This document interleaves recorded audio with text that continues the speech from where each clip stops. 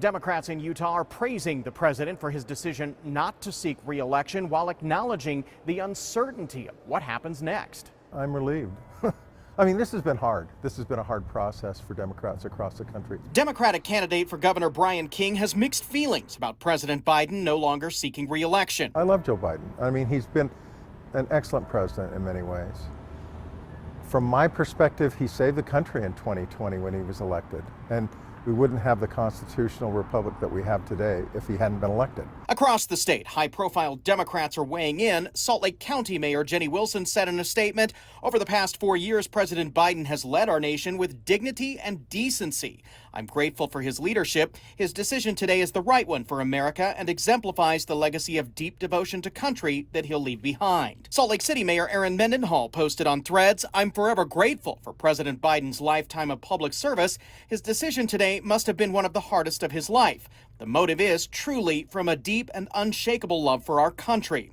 And Senate Minority Leader Luz Escamilla wrote in a statement, his decision embodies the values of our party and mirrors the strength of our nation, that we prioritize the overall progress of the country over personal gain. I was torn because who knows what's going to happen. House Minority Leader Angela Romero has mixed feelings on the president not seeking re-election, but she's firmly behind Vice President Kamala Harris as the Democratic nominee. I want to make sure that our country continues as it is, and it's an inclusive place.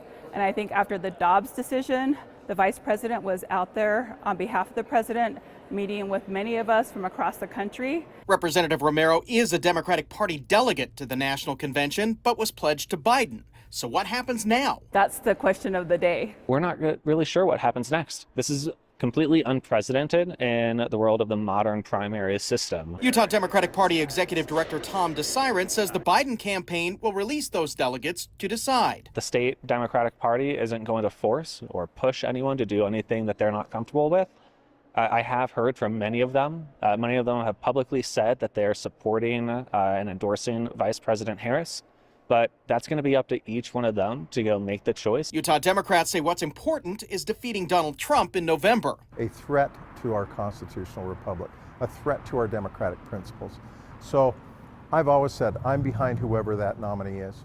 Is that nominee Kamala Harris in your mind? It could be. I leave it up to the delegates. Some Republican Utah leaders are reacting. Senator Mike Lee and Congressman Burgess Owens posting similar statements online saying essentially, if Joe Biden is unfit to run for re-election, he is unfit to remain president, and calling on him to resign. On the Hill, Ben Winslow, Fox 13 News, Utah.